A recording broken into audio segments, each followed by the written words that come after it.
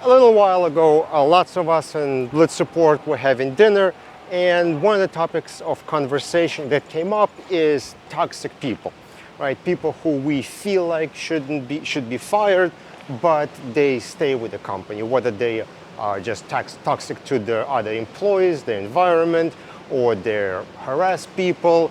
The things that happened during legal week in 2024, things like that. So why do we tolerate those people?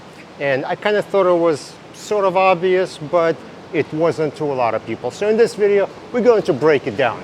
So let's do that today. So the first category that we tolerate is going to be people who are higher ups, CEOs, owners of the company, people like that. So there were definitely talks of people not behaving properly at social events, people who didn't set the right sort of atmosphere from the top down, creating toxic environment in the company, people like that.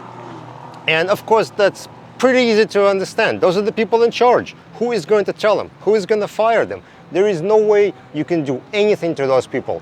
The only thing that could happen is if there is a legal action could be taken against the company. That's when things start to change. Otherwise, those people, they're in charge, they're on the company. There is nothing you're going to do about it. The next category of people are salespeople. And what I've seen a lot is sometimes the whole company could depend on one salesperson, on one salesperson's clients. I worked at a company where we had maybe 7 to 10 salespeople, but one person would outsell everybody. And so the whole company literally depended on that person. So if that salesperson behaves badly at a party, does something, whatever, they walk around being all arrogant, do whatever they want, it doesn't matter. No one can touch them. If they bring most money for the company, no one's gonna touch them. It is incredibly difficult to find a salesperson who can actually make sales. You can hire all these people, but all they're gonna do is they're gonna go through the motions, they're gonna call clients, they're gonna set up meetings, but make an actual sale is really difficult. So if you find a salesperson who actually has actual contacts, who can get the projects in the door, you're not gonna mess with that because there is no way to replace him. You're gonna be hiring and hiring for months and years, and you're gonna get nobody. So the salespeople who make the actual sale are incredibly wonderful, and pretty much no matter what they do, if they're making money, they're gonna stay with the company. Okay, well, what about something I know the most? Tech people. Well, it's kind of a similar situation as sales, but a little different. The goal is tech people need to be able to get things done, right? That is the number one goal. Figure it out and get it done.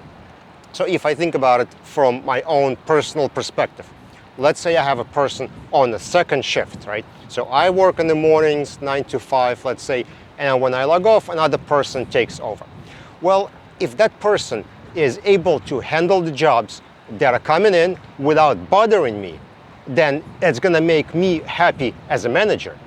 And it could totally turn out to be that that person who can get things done is a jerk. He is not a good person, he doesn't behave well at social events, he is not nice to his co-workers. But imagine the other situation. Let's say I fire that person and I hire another person. And they're very nice, humble, they sit quietly, they don't being arrogant in front of others, things like that. But then they can get the work done. And every evening I get a call like, hey Nikolai, can you help me with something? Oh, I'm having trouble doing this. Oh, I can't figure out this project. This is not working. I need help with this. And now I have to take time off my family life, of whatever it is I'm doing on my time off, log in, figure it out, help that person out. You could see how me personally as a manager, I would be more annoyed by that behavior than if that would be somebody who's not very nice and they would be maybe arrogant or bothering somebody or something else. So that's kind of the situation we're in when it comes to tech. And like I think with anything, balance is somewhere in the middle. You obviously don't want to employ a complete jerk that is gonna be looking down at employees. In fact, I had to deal with that and I did not like it at all. And in fact, I noticed how the whole team sort of stepped up and gotten better when that person was fired. So, but then at the same time, you may want to tolerate some arrogance and some problems in the name of, well, getting things done.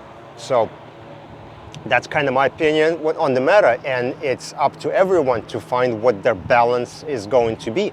And of course, if you do have a person with problems who is a good performer but has bad personality, you shouldn't just fire them right away. You should try to work with the person and see if you can develop them. A lot of people who go into management positions or make it into a senior positions get there based on the time they worked for a company or their technical experience, and they may not know how to be good managers. That's probably a topic for a different video, but point is you need to put some effort into working with those people and see if they can be developed and they could grow into the roles they belong in.